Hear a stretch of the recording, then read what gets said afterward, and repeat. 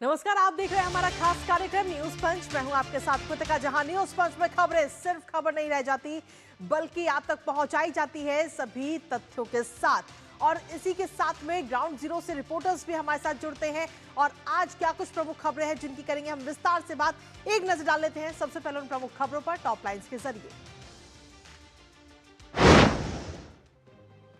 सबसे पहली और प्रमुख खबर है टेक, ट्रेड और ट्रस्ट को लेकर, जहां प्रधानमंत्री नरेंद्र मोदी का हाईटेक दौरा है। जी हां, प्रधानमंत्री नरेंद्र मोदी स्वीडन की यात्रा पूरी करने के बाद में अब आज नॉर्वे पहुंचने वाले हैं। तो स्वीडन की उनकी यात्रा कैसे रही और नॉर्वे में क्या कुछ कार्यक्रम हैं उनके, और भारत और इसके साथ ही नॉर्वे की जो आपसी रिश्ते हैं उनको किस तरीके से मजबूती मिलेगी, बताएंगे इस खबर के बारे में। लेकिन इसके साथ ही जो दूसरी प्रमुख खबर वो भी आपको बता दें, पश्चिम बंगाल से जुड़ी हुई, जहां बंगाल में पोस्टर पॉलिटिक्स इस समय नजर आ रही है और तृणमूल कांग्रेस यानी टीएमसी इस समय सवालों के घेरे में है। आखिर क्या है ये पोस्टर पॉलिटिक्स, बताएंगे विस्तार से।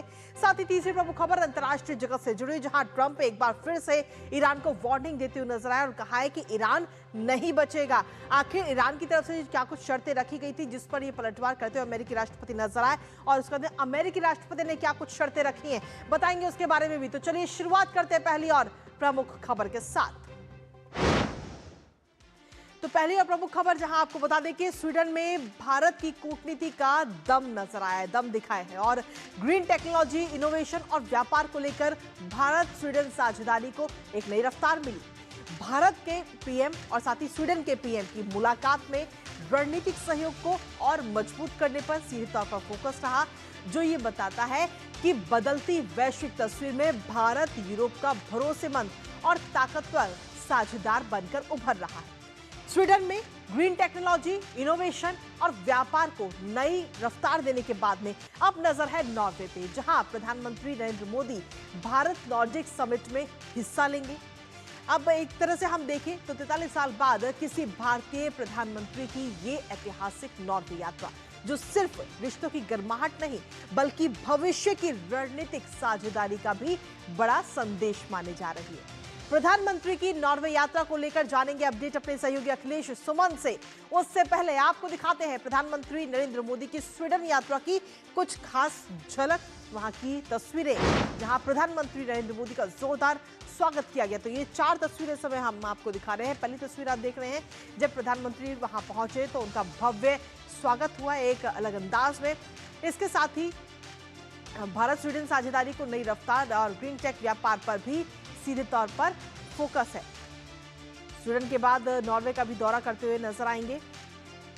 तो ये 4 तस्वीरें इस समय हम आपको दिखा रहे हैं, जहां सबसे पहले प्रधानमंत्री नरेंद्र मोदी का भव्य स्वागत वहां पर हुआ, जिसके बाद में प्रधानमंत्री नरेंद्र मोदी और स्वीडन में वहां पर स्वीडन के जो पीएम है उनके साथ द्विपक्षीय वार्ता हुई।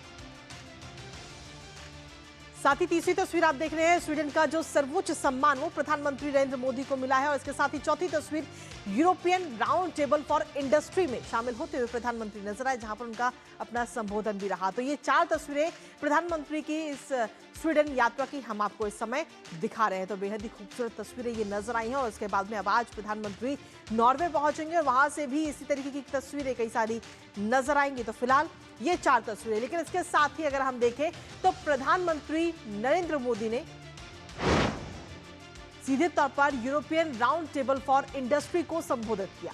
अब इस दौरान इस इंडस्ट्री को संबोधित करते हुए प्रधानमंत्री नरेंद्र मोदी ने सीधे तौर पर आतंकवाद पर चिंता जाहिर किया। क्या कुछ कहा उन्होंने, आपको सुनाते हैं। विभिन्न तनावों और समस्याओं के समाधान के लिए भारत ने सदैव डायलॉग और डिप्लोमेसी पर बल दिया है। भारत और स्वीडन सहमत है कि आतंकवाद पूरी मानवता के लिए गंभीर चुनौती है। पिछले वर्ष पहलगाम में हुए आतंकी हमले के बाद हमें स्वीडन से मिले समर्थन के लिए मैं प्रधानमंत्री क्रिस्टरसन का आभार व्यक्त करता हूं। हम आतंकवाद और उसके समर्थकों के विरुद्ध लड़ाई जारी रखेंगे। तो स्वीडन की इस यात्रा के बाद में प्रधानमंत्री अब आज पहुंचेंगे नॉर्वे, और नॉर्वे में सीधे तौर पर अगर हम देखें तो प्रधानमंत्री की ये काफी ऐतिहासिक ये यात्रा होने जा रही है, क्योंकि 43 साल बाद कोई भारतीय पीएम नॉर्वे की यात्रा करता हुआ नजर आएगा। और इसके साथ ही आपको ये भी बता दें कि प्रधानमंत्री की नॉर्वे यात्रा, जहां नॉर्वे जाने वाले पहले भारतीय प्रधानमंत्री और साथ ही पीएम मोदी की पहली नॉर्वे यात्रा, नॉर्डिक देशों के नेताओं के साथ बैठक भी करते हुए प्रधानमंत्री नरेंद्र मोदी नजर आएंगे। और इसके साथ ही नॉर्वे के जो प्रधानमंत्री हैं जोनास गाहर स्टोरे के साथ द्विपक्षीय वार्ता भी प्रधानमंत्री नरेंद्र मोदी की होगी। तो वहां के पीएम के साथ तो मुलाकात है ही, उनके साथ द्विपक्षीय वार्ता, लेकिन इसके साथ ही जो नॉर्वे के सम्राट हैं हेराल्ड पंचम, उनसे भी प्रधानमंत्री नरेंद्र मोदी मुलाकात करते हुए नजर आएंगे और बेहद ही खास ये मुलाकात होने जा रही है। इसके साथ ही महारानी सोनिया से भी मुलाकात करते हुए, भेंट करते हुए नजर आएंगे प्रधानमंत्री। भारत और नॉर्डिक व्यापार और अनुसंधान शिखर सम्मेलन में भी प्रधानमंत्री नरेंद्र मोदी का यह संबोधन है। तो सीधे तौर पर भारत और नॉर्वे के जो आपसी रिश्ते हैं वो तो मजबूत हो ही रहे, लेकिन इसके साथ ही जो सम्मेलन कल होने वाला है उसमें भी प्रधानमंत्री नरेंद्र मोदी का संबोधन होगा, जिसमें अलग अलग देशों के जो पीएम है वो भी उसमें शामिल होते हुए नजर आएंगे। क्योंकि अगर हम देखें तो भारत और नॉर्डिक समिट की जब हम बात करते हैं तो ये तीसरा समिट है, भारत नॉर्डिक समिट, जो कि कल होने जा रहा है। और इस बार के इस समिट में सीधे तौर पर फोकस रहेगा ग्रीन टेक्नोलॉजी पर, और भारत भी पिछले काफी लंबे समय से ग्रीन टेक्नोलॉजी पर सीधा फोकस रख रहा है। ग्रीन टेक्नोलॉजी के अलावा स्वच्छ ऊर्जा सहयोग पर भी चर्चा होगी, समुद्री अर्थव्यवस्था पर बड़ा मंथन हो सकता है, और इसके साथ ही रक्षा सहयोग बढ़ाने पर भी जोर दिया जाएगा यहाँ पे। स्पेस और साथ तौर पर अगर हम देखें तो आर्कटिक सहयोग पर भी सीधे तौर पर चर्चा होगी। सहयोग पर बढ़ाने पर टेक्नोलॉजी और इनोवेशन एजेंडा में शामिल है। नवीकरणीय ऊर्जा पर रणनीतिक साझेदारी, और साथ ही आपको बता दें कि इस पूरे समिट में डेनमार्क पीएम भी जो है वो भी इसमें शामिल होंगे। स्वीडन, फिनलैंड और आइसलैंड के प्रधानमंत्री भी इसमें मौजूद रहेंगे। तो बेहद ही खास ये समिट होने जा रहा है, और इसके साथ ही इसमें प्रधानमंत्री का संबोधन भी होगा। हालांकि भारत और नॉर्डिक के आपसी रिश्ते देखें तो आपसी रिश्ते भी काफी मजबूत है, क्योंकि रिश्तों को अब नई मजबूती और मिलती हुई नजर आएगी। इसके साथ ही कोपेनहेगन समिट के बाद जो नजदीकियां हैं वो और ज्यादा बढ़ती हुई नजर आई हैं। व्यापार और निवेश संबंध जो हैं आपस में वो काफी गहरे हुए हैं। हाईटेक साझेदारी पर भी सहयोग जो है वो दोनों ओर से बढ़ा है। टेक्नोलॉजी सेक्टर की अगर हम बात करें तो यहाँ पर भी तालमेल और बढ़ता हुआ नजर आ रहा है। इसके साथ ही जो मेक इन इंडिया जो हमारा अभियान है उसको भी समर्थन मिलेगा। डिजिटल इंडिया मिशन में नॉर्डिक सहयोग, और साथ ही अगर हम देखें तो छोटी आबादी लेकिन टेक्नोलॉजी में सुपर पावर के तौर पर इसमें नॉर्डिक को देखा जाता है। तो ऐसे में ये टेक्नोलॉजी का जो सहयोग है वो भी भारत को मिलेगा। इनोवेशन में दुनिया के अग्रणी देशों में गिना जाता है। ग्रीन टेक और साथ ही डिजिटल सेक्टर पर सीधे तौर पर फोकस और सामरिक साझेदारी को एक नई दिशा कहीं ना कहीं इसके जरिए मिलती हुई नजर आ रही है। और इसी पर ताजा अपडेट लेते हैं। हमारे साथ में हमारे सहयोगी अखिलेश सुमन इस वक्त जुड़ गए हैं, सीधा उनका रुख करेंगे जो इस समय नॉर्वे में मौजूद है। अखिलेश, प्रधानमंत्री नरेंद्र मोदी अब से कुछ देर बाद वहां पर पहुंचेंगे, तो क्या कुछ कार्यक्रम रहेंगे प्रधानमंत्री के? इसके साथ ही अगर हम देखें तो भारत और नॉर्डिक के संबंध आपस में काफी मजबूत है, और प्रधानमंत्री की ये जो यात्रा है वो अपने आप में बेहद ही खास और ऐतिहासिक है, क्योंकि 43 साल बाद ऐसा कोई पहला भारतीय प्रधानमंत्री जो नॉर्वे की यात्रा कर रहा है। अखिलेश,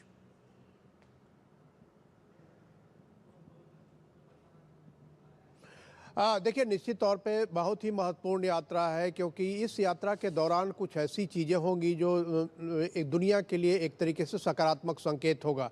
प्रधानमंत्री नरेंद्र मोदी तकरीबन 9:25 पे नॉर्वे के ओस्लो एयरपोर्ट पे आएंगे, और उसके बाद 10:30 बजे उनका जो स्थानीय होटल है उसमें उनका स्वागत होगा।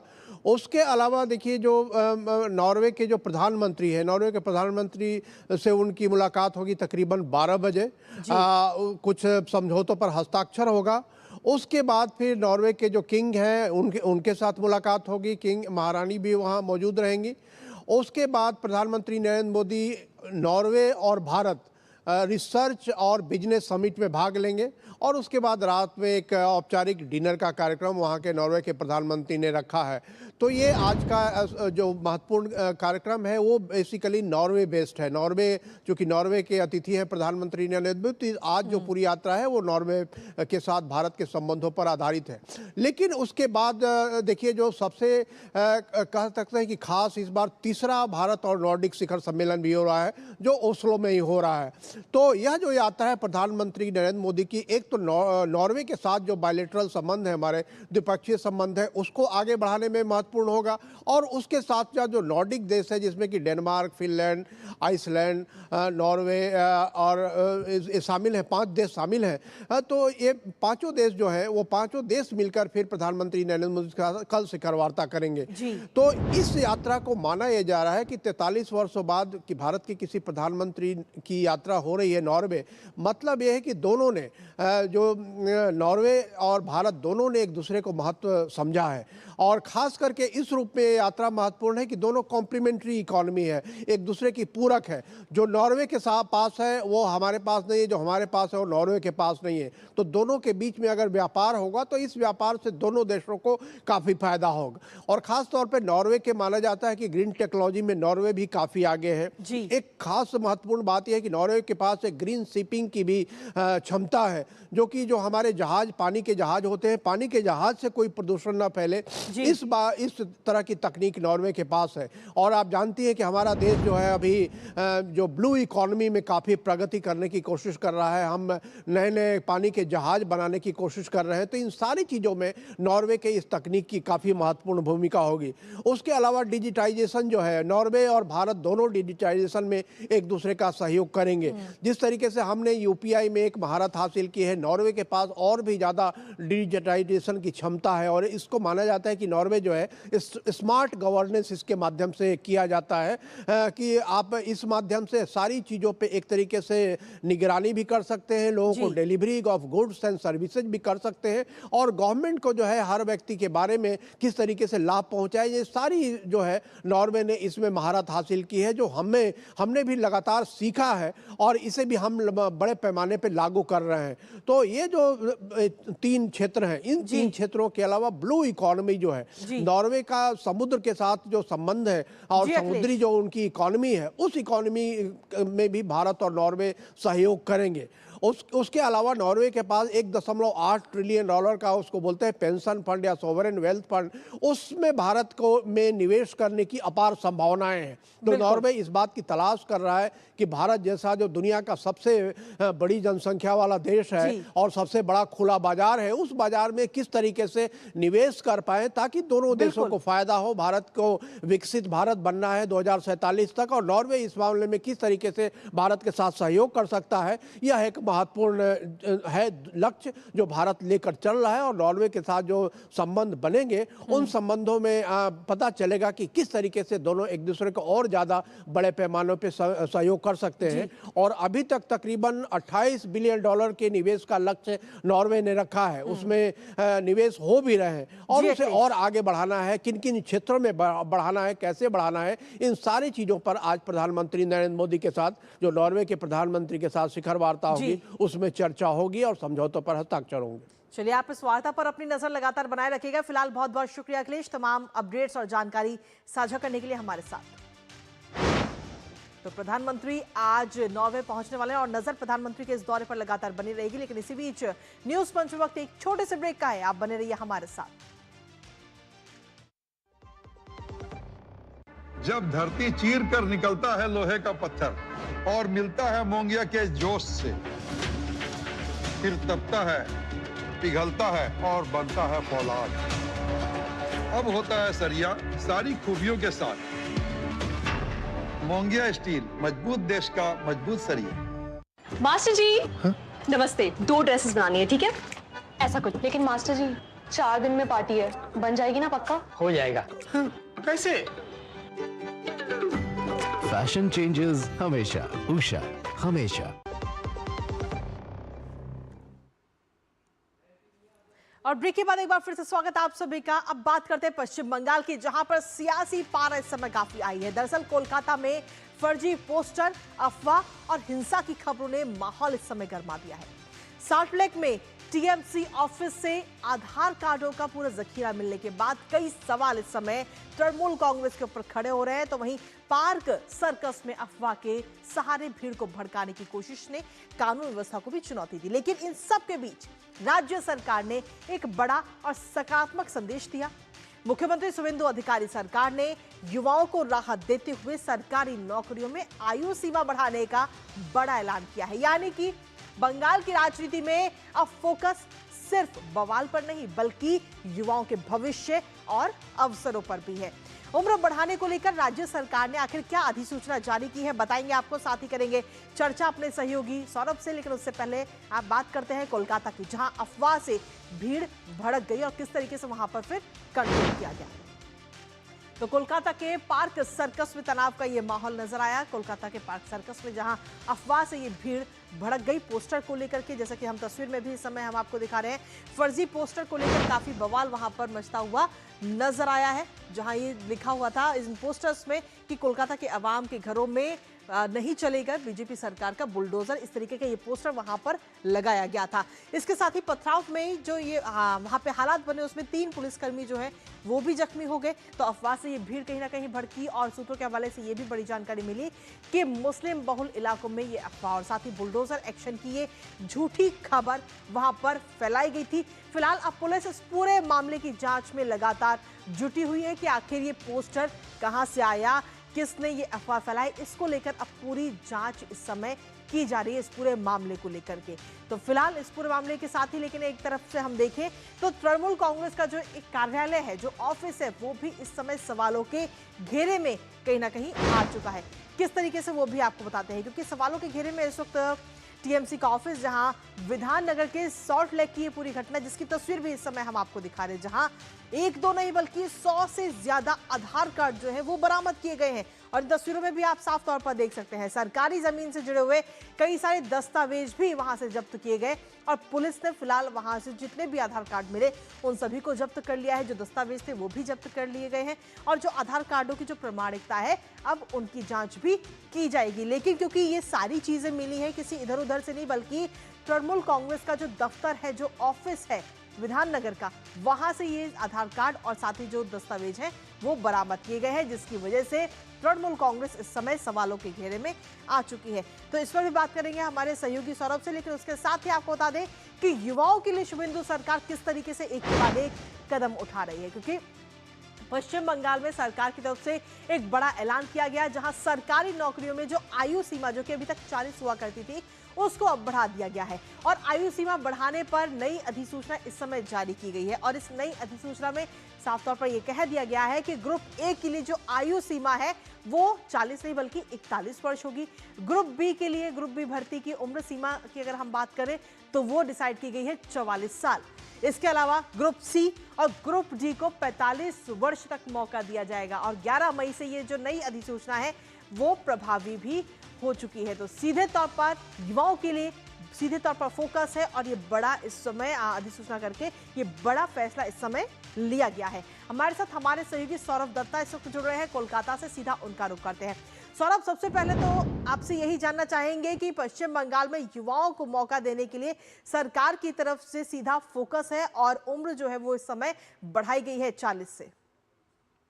कृतिका, देखिए 7 दिन हुए हैं और 7 दिन में देखा जा रहा है कि एक तरफ से लगातार कानूनी व्यवस्था की जो सुधार बंगाल की जनता चाहती थी वो चल रहा है, वो काम चल रहा है, और दूसरी ओर विकास का जो संकल्प भाजपा सरकार ने बंगाल की जनता से किए थे वो भी एक तरफ से साथ ही साथ चल रहा है। आप अगर देखें तो एक तरफ से ये जो पहली कैबिनेट मीटिंग हुआ था, उस पहली कैबिनेट मीटिंग में ही कहा गया था कि घोटाले के जरिए जो युवा शिक्षा जो नौकरी से जो वंचित हुए हैं उनके लिए, उनको 15 साल में जितने सारे घोटाले हुए, तो अगर फिर से अगर आवेदन करना भी चाहते हैं तो उनका एज लिमिट जो है वो एज लिमिट उनका साथ नहीं देगा, तो इसीलिए इसका जो लिमिटेशन है वो बढ़ाया गया है। और दूसरी तरफ कल जो पक्ष सरकार में हुआ वो लगातार देखा जा रहा है कि एक जो समुदाय है वो समुदाय को कुछ लोग को भड़काए जा रहे हैं और उसमें पुलिस, पहले ये देखा नहीं जाता कि पुलिस एक्शन लेता था, पुलिस वहां पे खड़े रहते थे, समझाते थे, लेकिन इस बार देखा गया कि पुलिस तुरंत एक्शन लेते हैं और जो कानून व्यवस्था के साथ खिलवाड़ करते हैं उनके साथ आइन के जो कानून के जो धारा है उसके तहत ही उनके खिलाफ व्यवस्था लिए जा रहे हैं। इसके साथ ही सौरभ, अगर तृणमूल कांग्रेस की हम बात करें तो वो एक बार फिर से सवालों के घेरे में आ गए, क्योंकि तृणमूल कांग्रेस का जो विधाननगर वाला कार्यालय है, जो ऑफिस है, वहां पे 1-2 नहीं बल्कि 100 से ज्यादा आधार कार्ड वहां पर मिले हैं और इसके साथ ही कुछ दस्तावेज भी वहां से मिले जिन्हें फिलहाल जब्त कर लिया गया है। सौरभ, कृतिका, देखिए विधाननगर सिर्फ एक जगह नहीं है, विधाननगर है, यहाँ से आप नोदिया में एक घटना घटी है, बीरभूम में एक घटना घटी है, जहां पे देखा जा रहा है कि बीरभूम में देखा गया है कि लोग जो पैसे लिए थे, टीएमसी के जो लोग पैसे लिए थे, उन बीजेपी के कुछ कार्यकर्ता के पास से, क्योंकि उनको गांव में रहने देंगे इसलिए उनको पैसा वापस दिया जा रहा है। फिर देखा गया कि नदिया में एक वर्कर, तृणमूल टीएमसी के एक वर्कर अरेस्ट हुए हैं क्योंकि वो तोला ले रहे थे, कट मनी ले रहे थे। और ये विधानसभा जो विधाननगर का जो घटना है 36 नंबर वार्ड का, वहां पे काफी सारे जो आधार कार्ड मिले हैं, जमीन के दस्तावेज मिले हैं। इसको भी कहा जा रहा है कि टीएमसी के खिलाफ जो आरोप था कि वो लोग लोगों की जमीन होते हैं उस पर कब्जा कर रहे हैं, आधार कार्ड को लेकर फेक वोट के लिए आधार कार्ड पहले से उठा लेते हैं वोटर्स के पास से, ये सब जो आरोप था, कहीं ना कहीं जाके ये सारी बातें, इन्हीं आरोपों का आरोप एकदम से जो वो आरोप बेसलेस नहीं था उसी को जताता है। चलिए, बहुत बहुत शुक्रिया तमाम जानकारी हमारे साथ साझा करने के लिए सौरभ। और इसी के साथ चलिए अब रुक कर लेते हैं हमारी तीसरी महत्वपूर्ण खबर का अंतर्राष्ट्रीय जगत से जुड़ी है, जहां मिडिल ईस्ट में जंग भले ही थमती हुई नजर आ रही हो, लेकिन शब्दों की जंग और कूटनीतिक दबाव अब भी चरम पर है। एक तरफ युद्ध विराम की कोशिश जारी है, तो वहीं दूसरी तरफ अमेरिका के राष्ट्रपति डोनाल्ड ट्रंप ने ईरान को खुली चेतावनी देकर भू राजनीतिक तापमान जो है वो बढ़ा दिया एक बार फिर से। समय तेजी से बीत रहा है, फैसला करो वरना कुछ नहीं बचेगा। अब ये बयान दिया गया है अमेरिकी राष्ट्रपति डोनाल्ड ट्रंप के द्वारा, और ये वो बयान जिसने पूरी दुनिया का ध्यान इस समय अपनी ओर खींच लिया है। दरअसल पहले ईरान ने युद्ध खत्म करने को लेकर के कुछ शर्तें अपनी रखी थी अमेरिका के सामने, जिस पर अमेरिका ने जवाब तो दिया और इसके जवाब के साथ ही 5 शर्तें भी रख दी। और ऐसे में सवाल ये उठ रहा है कि क्या ईरान अमेरिका के दबाव के आगे झुकेगा या फिर मिडिल ईस्ट एक और बड़े टकराव की तरफ बढ़ रहा है, क्योंकि इस बार दांव पर सिर्फ कूटनीति नहीं बल्कि पूरे क्षेत्र की स्थिरता और वैश्विक सुरक्षा भी है। करेंगे चर्चा और जानेंगे अपडेट्स अपने सहयोगी से। उससे पहले आपको दिखाते हैं ईरान में कुछ नहीं बचेगा।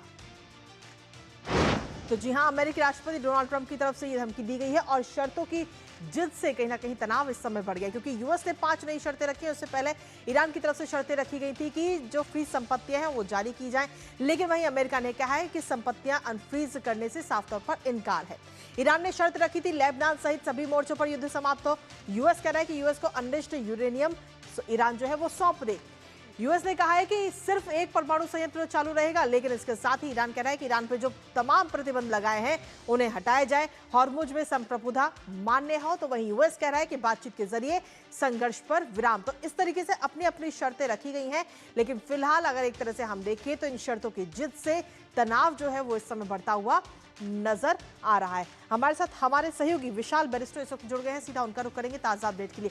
विशाल, अभी फिलहाल बेशक युद्ध विराम हो, लेकिन युद्ध खत्म होने का नाम तो फिलहाल अभी नजर नहीं आ रहा है, क्योंकि यूएस या ईरान दोनों की तरफ से अपनी अपनी शर्तें रख दी गई हैं और शर्तों की अब जिद है।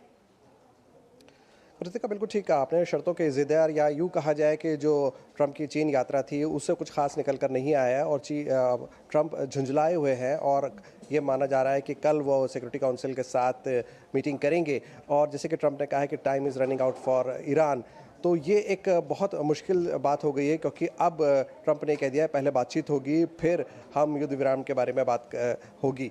लेकिन ईरान ने कहा है कि साफ तौर पर उसकी संप्रभुता स्वीकार की जाए, और ये बात जो है अमेरिका बिल्कुल भी स्वीकार नहीं करेगा। अमेरिका ने ये भी कह दिया है कि हम आपको कोई मुआवजा नहीं देंगे, आपका 40 किलो का जो अनरिच्ड यूरेनियम है वो पूरा का पूरा हमें सौंपना पड़ेगा, और हम आपके किसी भी अकाउंट को फ्रीज नहीं करेंगे। तो अब आर्म ट्विस्टिंग पर उतरा है डोनाल्ड ट्रंप। लेकिन जिस तरह से दोनों ही देशों के बीच में ये लड़ाई लंबी होती चली जा रही है, इससे इतना तो साफ हो गया है कि अब तक का जो लड़ाई हुई है उसके अंदर अमेरिका को कुछ खास नहीं मिला है। तो अमेरिका अब बड़ी लड़ाई की तरफ जा सकता है और इससे और ज़्यादा नुकसान हो सकता है। दोनों देशों के बीच अगर लड़ाई बढ़ती है तो ये पूरी दुनिया के लिए बहुत बुरी खबर है, पूरी दुनिया का इससे नुकसान होने वाला है, क्योंकि हम सब जानते हैं कि स्ट्रेट ऑफ हॉर्मुज कितना ज़रूरी है ऑयल एंड गैस के लिए। चलिए, बहुत बहुत शुक्रिया विशाल तमाम जानकारी और अपडेट्स हमारे साथ साझा करने के लिए, इस महत्वपूर्ण खबर से जुड़े हुए। तो सीधे तौर पर अगर हम कहें तो इस समय शर्तों की जिद कहीं ना कहीं नजर आ रही है, क्योंकि ईरान ने भी अपनी अलग शर्तें जारी कर दी हैं और ईरान के बाद में अब यूएस ने भी अपनी शर्तें रख दी हैं। ऐसे में देखना होगा कि किसकी शर्तें मान्य होती है, या फिर ये जो युद्ध विराम अभी लगा हुआ है या ये युद्ध जो है वो आगे और बढ़ता हुआ नजर आएगा। नजर इस पर लगातार बनी रहेगी, लेकिन इसी के साथ फिलहाल न्यूज पंच मुझे और हमारी पूरी टीम को दीजिए अनुमति। नमस्कार।